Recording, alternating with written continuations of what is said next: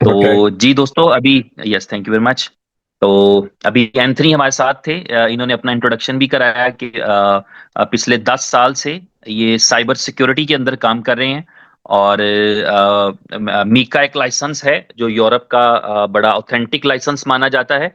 और वो कहते हैं कि जो पहली कंपनी वहां पे रजिस्टर हुई थी उसका मैं पार्ट था।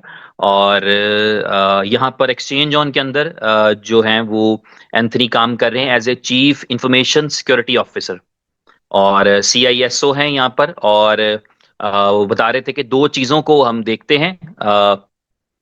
एक जो है वो ऑपरेशनल सिक्योरिटी, उसकी थोड़ी सी डिटेल्स बताई हैं, वो मैं एक्सप्लेन करता हूँ। दूसरा साइबर सिक्योरिटी को, जो इन ऑपरेशनल सिक्योरिटी है उसमें कंप्लाइंसेस होते हैं, यानी आपने काम करना है तो आपके पास जो है वो उसकी समझ लें कि एक लाइसेंसेस, परमिशंस, KYCs, आपका इंफॉर्मेशन डाटा, और ये सारी चीजें ऑपरेशनल सिक्योरिटी के अंदर आती हैं।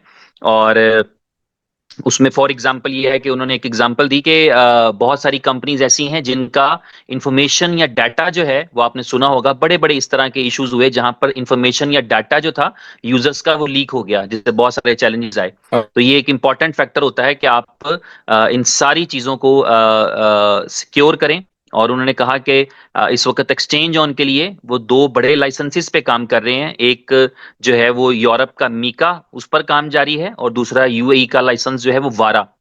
उसकी डिटेल्स उन्होंने ये बताई कि ये कोई सिंपल रेगुलेशन नहीं होती, यानी ऐसा नहीं होता कि यार आपने जो है ना वो एक फॉर्म लिया, उस पर टिक कर दिया कि अच्छा ये हम करेंगे, आप हमें इजाजत दे दें।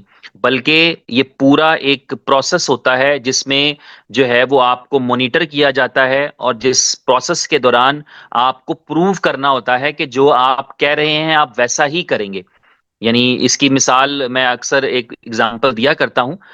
जिस तरह से एरोप्लेन के लिए जब उस मॉड्यूल होते हैं, बल्कि इवन कार की ड्राइविंग में भी अब मॉड्यूल हैं जिससे आप लर्निंग करते हैं। तो इसी तरह ये है कि जब आप अभी मीका या जब आप वारा अप्लाई करते हैं तो वो आपको कॉन्स्टेंटली आपसे जो है वो आपको मॉनिटर करते हैं कि आप कैसे मैनेज करेंगे। यही वजह है कि अभी आप देख रहे हैं कि एक्सचेंज ऑन जिस फेज में जा रही है, जिस पेस पे जा रही है, उस फेज के अंदर ये रिक्वायरमेंट थी।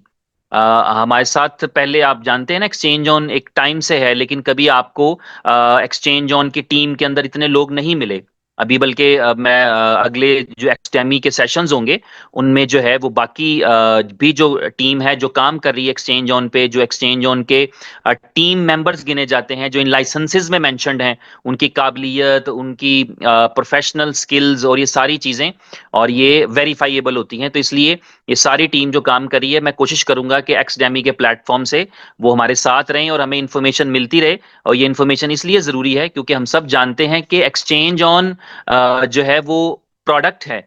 यानी उस आज के दिन में हम लोगों को एक्सचेंज ऑन के बारे में डिस्कस करते हैं, एक्सचेंज ऑन के बारे में बताते हैं, एक्सचेंज ऑन को प्रमोट करते हैं, एक्सचेंज ऑन पे आने वाले हम स्पॉट के फीचर के बारे में लोगों को बताते हैं कि एक बहुत अच्छा और यूनिक फीचर होगा। एक्सचेंज ऑन के P2P के बारे में लोगों से डिस्कस करते हैं कि जो करंट P2P के अंदर चैलेंजेस हैं वो एक्सचेंज ऑन जो P2P लेकर आ रहा है उसमें वो चैलेंजेस नहीं रहेंगे। इसी तरह हम एक्सचेंज ऑन के फ्यूचर्स के बारे में बात करते हैं कि ये जीरो लिक्विडेशन कॉन्सेप्ट के साथ आएगा। तो ये यूनिक चीजें हम बता रहे होते हैं। हम आर्बिट्राज ट्रेडिंग के बारे में हम बताते हैं, कैसी आर्बिट्राज ट्रेडिंग दुनिया का कोई प्लेटफॉर्म ऑफर नहीं कर रहा। कोई जो एक्सचेंज है जो इस कदर ज्यादा जो है वो रेगुलेशन कर रही हो या इस कदर ज्यादा इन डेप्थ काम कर रही हो, अभी तक किसी भी ऐसे ने प्लेटफॉर्म ने जो है वो आर्बिट्राज का ऑप्शन नहीं दिया। लोग बॉट्स बनाते हैं, कंपनीज बॉट्स बनाती हैं, लेकिन वो पर्सनली यूज के लिए बनाते हैं। वो अपने यूजर के साथ नहीं शेयर करते, अपने बॉट्स को रेंट पर नहीं देते, या अपने बॉट्स की एक्सपेंशन के लिए वो सिर्फ अपनी जात तक रहते हैं। लेकिन जो एक्सचेंज है उनका मॉडल है, आप जानते हैं वो मॉडल ये है कि मिलकर सब प्रोग्रेस करें। टुगेदर वी ऑल ग्रो वाला जो कॉन्सेप्ट होता है, वो वाला कॉन्सेप्ट है जिसके अंदर हर एक के पास ऑप्शन मौजूद है। मेरे पास ऑप्शन मौजूद है कि मैं चाहूं तो 1,000 बॉट्स रेंट पे ले लूं, आप चाहे 2,000 बॉट्स रेंट पे ले लें, कोई चाहे एक बॉट रेंट पे ले ले। तो वो स्किल्स जो हमारे पास इंडिविजुअल नहीं है, पर्सनल लेवल पर नहीं है, लेकिन हमारे पास एक्सचेंज ऑन जो है ये ऑफर देता है आर्बिट्राज ट्रेडिंग के अंदर हमारे पास। तो ये हमारे लिए प्रोडक्ट का ये नॉलेज, क्योंकि एक्सचेंज ऑन हमारा प्रोडक्ट है, एक्सचेंज ऑन के साथ हम में से मैं नहीं समझता कोई ऐसा भी जुड़ा हुआ है, होंगे शायद थोड़े होंगे जिनके पास नॉलेज नहीं है, जो टेम्परेरीली एसोसिएटेड हैं। अदरवाइज एक्सचेंज ऑन के साथ जितने भी लोग जुड़े हैं वो एक्सचेंज ऑन का फुल स्कोप देखते हैं।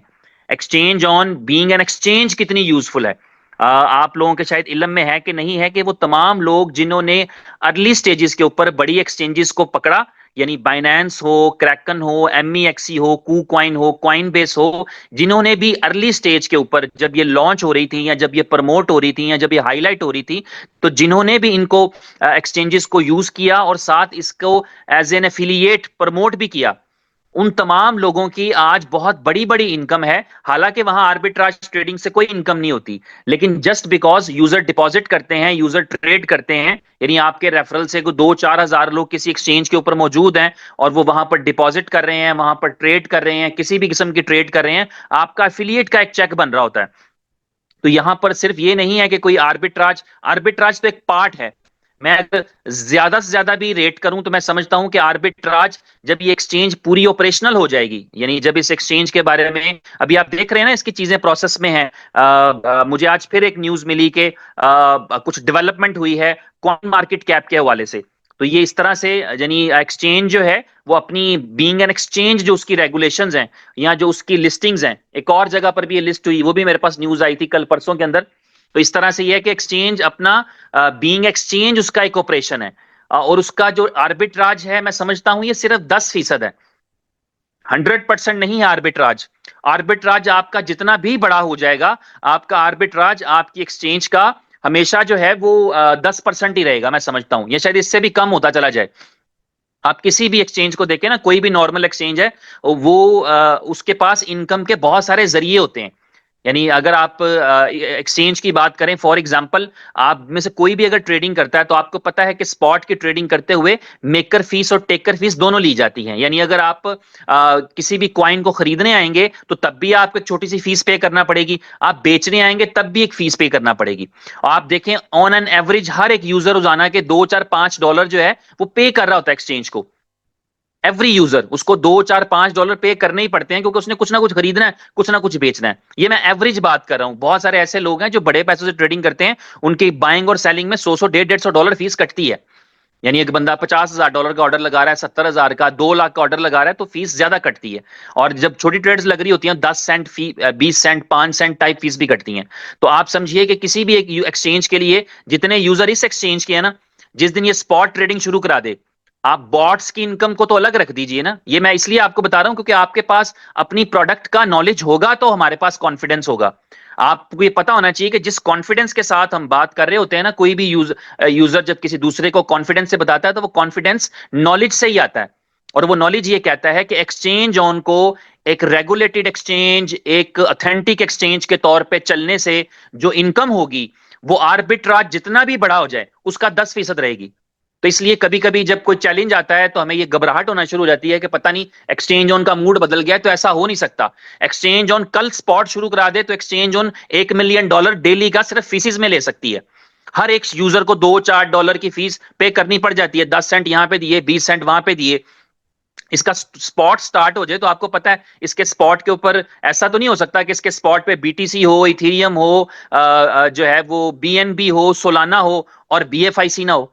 ऐसा तो नहीं होगा कि इसके जो है वो स्पॉट के अंदर जो है वो पोल्का डॉट हो, इसके स्पॉट में सुई हो, इसके स्पॉट में लिंक हो, इसके स्पॉट में जो है वो दूसरे क्वाइंस हो, लेकिन इसके स्पॉट में बीएलवी ना हो। तो आपके पास आपके अपने टोकन्स और दूसरे टोकन्स जब लिस्ट होते हैं और फिर नए टोकन्स लिस्ट होने हैं, सीएमसी पे आने की देर है। जैसे ही आप सीएमसी पे रेगुलेट हो जाएंगे, अभी से इस वक्त मुझे पता चला था कि 15 से 20 टोकन्स ने रिक्वेस्ट कर रखी है।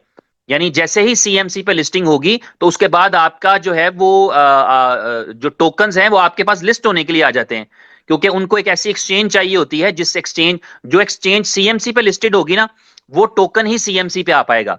यानी आप एक टोकन को एक ऐसी एक्सचेंज पे ट्रेड करवाते हो ना जो आपने घर में बनाई है, फॉर एग्जाम्पल वो सीएमसी पे लिस्टेड नहीं है, तो इसका मतलब होगा कि वहां पर टोकन लिस्ट नहीं होंगे और वो टोकन सीएमसी पर नहीं दिखेंगे।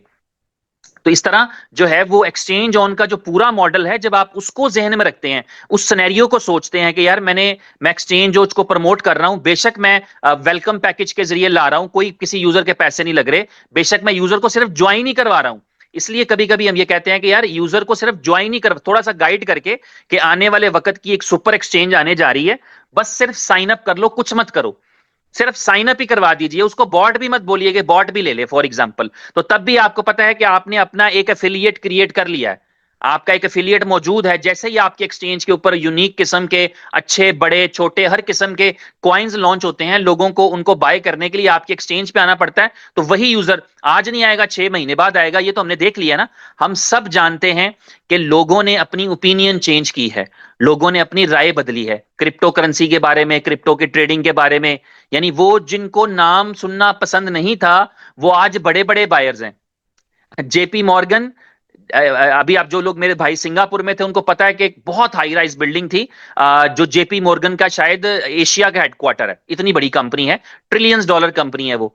और वो कहा करते थे रोजाना, जब बीटीसी 1,000 का था, 500 का था, 1,400 का था, 2,000 का था, वो कहते थे it's a bubble, it's going to bust, बस खत्म होने वाला, खत्म होने वाला, खत्म होने वाला। और 35-40 हजार डॉलर पे जब पहुंचा तो दे स्टार्टेड बाइंग।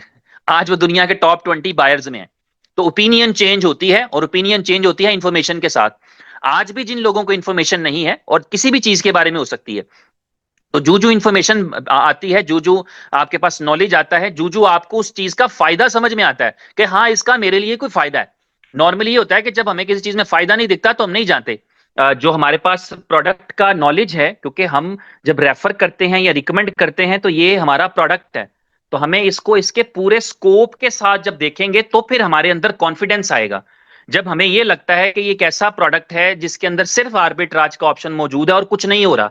आपको पता होना चाहिए कि इस वक्त अभी जिनसे हमने बात की, एंथनी से बात की, he is not working on arbitrage programming and bots, नहीं, वो एक्सचेंज की ओवरऑल कंप्लायंसेस के ऊपर, उसकी ओवरऑल साइबर सिक्योरिटी के ऊपर, उसके ओवरऑल जो है वो ऑपरेशनल सिक्योरिटी के ऊपर काम कर रहे हैं। जिसका मतलब ये है कि एक्सचेंज जो है उसका एक पूरा फ्रेमवर्क है, उसके पूरे फ्रेमवर्क की एक सिक्योरिटी है, सिर्फ आर्बिट्राज एक पार्ट है। और हमारे लिए खुशी की बात यह है, हमारे लिए अच्छी बात यह है कि बिल्कुल अर्ली स्टेज के ऊपर हम आर्बिट्राज की फीचर की वजह से लोगों को अट्रैक्ट कर पा रहे हैं ना। आपको पता है कि इस वक्त ऑलरेडी 1 लाख 1.5 लाख से ज्यादा यूजर हो चुके हैं, 1.5 पौने 2 लाख के करीब यूजर्स हैं ऑलरेडी। और आपके वेलकम पैकेज को भी ऑलमोस्ट शायद 90,000 से ज्यादा लोग सब्सक्राइब कर चुके हुए हैं, ये शायद 100,000 हो चुके हैं, ये मेरे पास लास्ट अपडेट थी 90,000 की। तो इसका मतलब ये हो गया कि आपने अपने आर्बिट्राज की वजह से, ये आपका एक तरह से मार्केटिंग भी हो गया हुआ है। और उसके साथ साथ ये है कि आर्बिट्राज आपको बेनिफिट्स दे रहा है, आप सबको पता है कि इसका बेनिफिट है। और आप यकीन करें कि ये इस पे जिस तरह से ग्रेजुअली ट्रस्ट आ रहा है ना, नॉर्मली क्या होता है कि हम जब अपने आप को देखते हैं तो हमें नॉर्मली इस तरह के परसेंटेजेस जो है वो शायद कभी कभी महसूस होता है कि यार ये तो कुछ भी नहीं, क्योंकि हम कंपेयर कर रहे होते हैं कि किसी ऐसी कंपनी के साथ कंपेयर कर रहे होते हैं जिन्होंने कोई अच्छा बिजनेस नहीं किया है या जिन्होंने एंड रिजल्ट अच्छा नहीं दिया।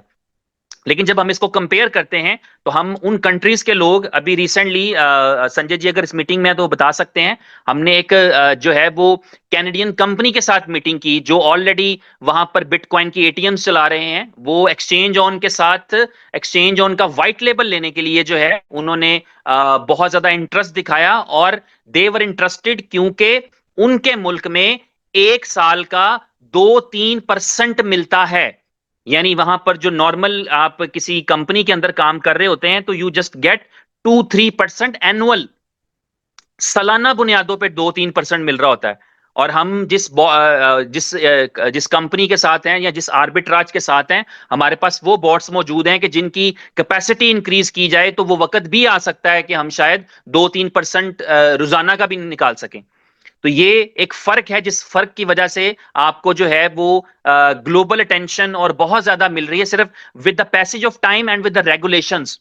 क्योंकि रेगुलेशंस ही होती हैं किसी भी कंपनी के लिए, जो है वो लोगों का ट्रस्ट जो है वो टाइम के साथ बनता है, वक्त के साथ बनता है। और साथ ही साथ रेगुलेटर्स के पास जितना ज्यादा आप रेगुलेटर्स के साथ काम कर रहे होते हैं, उतना ज्यादा आपका जो है वो लोगों की नजरों में वो बन रहा होता है, ट्रस्ट बन रहा होता है। यानी जिसने 10 दिन पहले ज्वाइन किया है उसका ट्रस्ट लेवल और है, और जिसने आज से 8 महीने पहले किया था उसका ट्रस्ट लेवल और है, उसका ट्रस्ट लेवल ज्यादा है।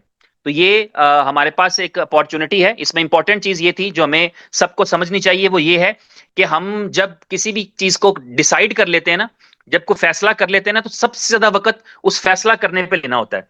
मैं नहीं समझता कि रोजाना की बुनियाद पे हम अपने फैसलों को देखें। हमें फैसला करने से पहले 100 मरतबा सोच लेना चाहिए, डिसाइड करने से पहले 100 मरतबा सोच लेना चाहिए। उसके बाद वो गलत हो तब भी हमारा फैसला है, वो सही हो तब भी हमारा फैसला है, फिर उसका फायदा हो तो तब भी हमारा है, अगर उसका कोई नुकसान हो तब भी हमारा है। तो इसलिए किसी भी चीज को करने के लिए, किसी भी बिजनेस में जाने के लिए, ये डिसीजन लेना सबसे ज्यादा जरूरी होता है कि जब आप डिसाइड कर लें, फिर आप मुड़ कर ना देखें। अगर आप बार बार मुड़कर देखेंगे, आपको पता है इस चीज का कि जब ड्राइवर्स नए नए होते हैं तो उनके एक्सीडेंट्स क्यों ज्यादा होते हैं? क्योंकि वो बैक मिरर बहुत देखते हैं, वो पीछे बहुत देखते हैं। पीछे नहीं देखना होता, आपको आगे देखना होता है। आपको अगर ट्रैफिक के रूल्स पता है तो आपको ये पता होना चाहिए कि आप जो है वो उसके लिए रिस्पॉन्सिबल है जो आपके आगे है। जिसने गाड़ी खुदा ना खास्ता आपके पीछे मारी है वो रिस्पॉन्सिबल है, और आपने अगर किसी को ठोक दिया तो आप रिस्पॉन्सिबल हैं।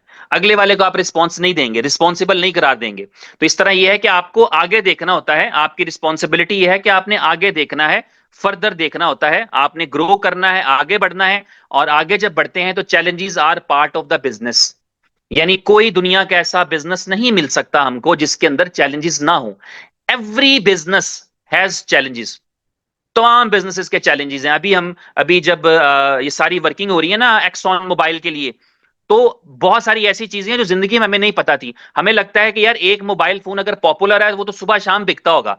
अब हमें पता लग रहा है कि उसको सप्लाई के चैलेंजेस हैं। उसकी रिक्वायरमेंट होती है हर महीने 2 लाख फोन्स की, लेकिन वो 1 लाख फोन इंपोर्ट कर पा रहा है या 1 लाख फोन मैन्युफैक्चर कर पा रहा है। उसके पास चैलेंजेस हैं। तो ये यानी हर बिजनेस के अंदर कोई ना कोई चैलेंज है, कोई ना कोई इश्यूज मौजूद रहते हैं। आपको अभी जब हमने इनसे एंथनी से बात की तो ये एक नया कॉन्फिडेंस है हमारे पास कि हमारी साइबर सिक्योरिटी और हमारी ऑपरेशनल सिक्योरिटी के ऊपर काम चल रहा है। आप सबको नहीं पता, लेकिन मैं आपको एक धमाकेदार न्यूज बता देता हूं। आज से कोई 1.5-2 साल पहले जब आर्बिट्राज स्टार्ट नहीं हुआ था, उस वक्त आपकी एक्सचेंज के ऊपर एक बहुत सुवियर किस्म का एक जो है वो हैकिंग अटेम्प्ट हुआ था। और उस हैकिंग अटेम्प्ट के अंदर जो है वो आपकी सिक्योरिटी कंप्रोमाइज हो गई, और आपकी एक्सचेंज ने को $1.3 मिलियन लूज कर दिए। तो ये पार्ट ऑफ द बिजनेस है। ये आपको उस वक्त बिल्कुल ना बताया गया, ना आपको उसका उसका कोई नुकसान हुआ, लेकिन कंपनी ने उस नुकसान को बियर किया। कंपनी ने वो जो है वो लॉस जो है वो बियर किया।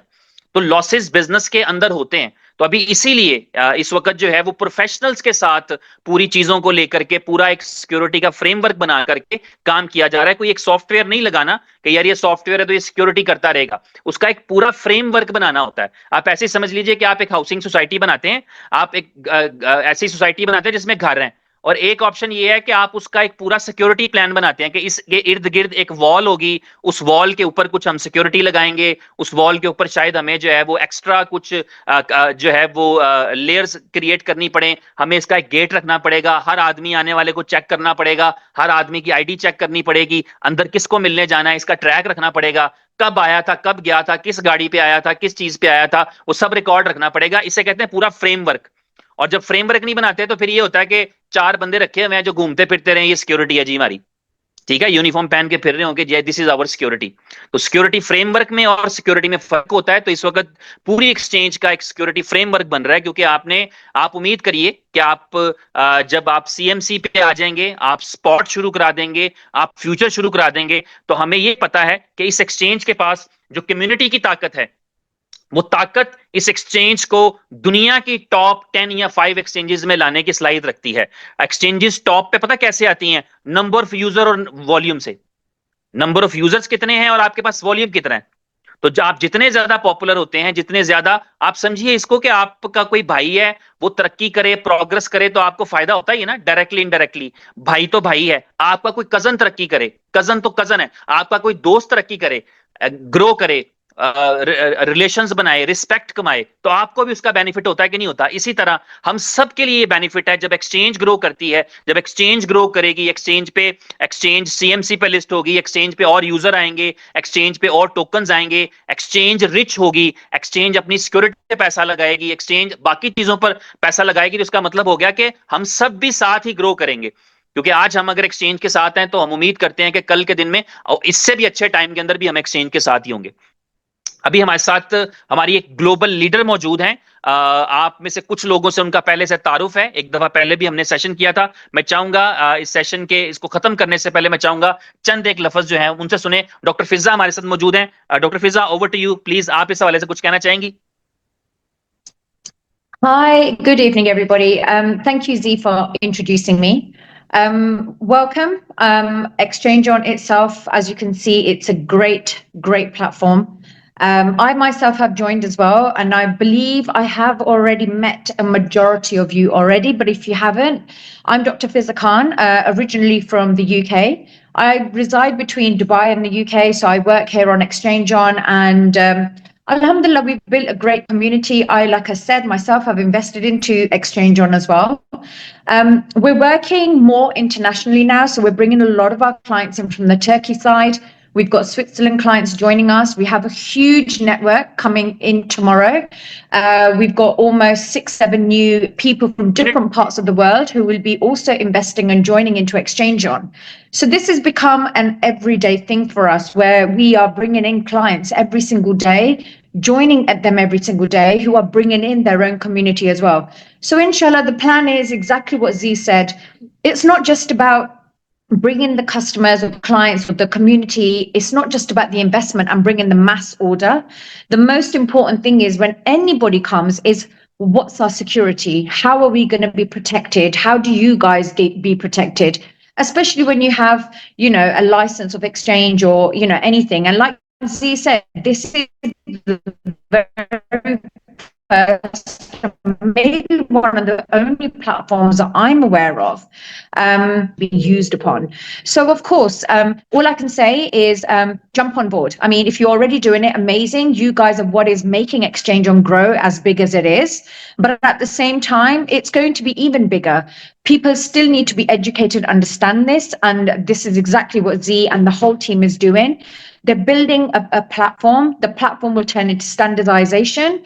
And then from that, it will become a global sensation. So thank you so much for your time, everybody. I will pass it back on to Z, and I look forward to hearing anything and everyone, and hopefully see you guys really soon. Take care. Thank you very much. Thank you for the precious words. और इसके साथ ही आज के session को खत्म करना चाहूंगा। Thank you very much. आप सब अपना ख्याल रखिए। मैं आपको हमेशा बताता हूं कि आप तमाम दोस्त जो भी मेरे सेशन को अटेंड करते हैं, इस सेशंस को ज्वाइन करते हैं, आप सब हमेशा मेरी दिली दुआओं में रहते हैं, इस उम्मीद के साथ कि आप भी मुझे अपनी दुआओं में याद रखेंगे। Thank you very much. दोबारा मिलते हैं और मैं कोशिश करूंगा इस दफा हम जो है वो अपनी टेक टीम से किसी और जो है वो अपने किसी जो है वो प्लेयर को लेकर के आए जो कि इस एक्सचेंज ऑन के अंदर अपना पार्टिसिपेशन कर रहे हैं। तो तब तक के लिए take care, god bless you all, bye bye.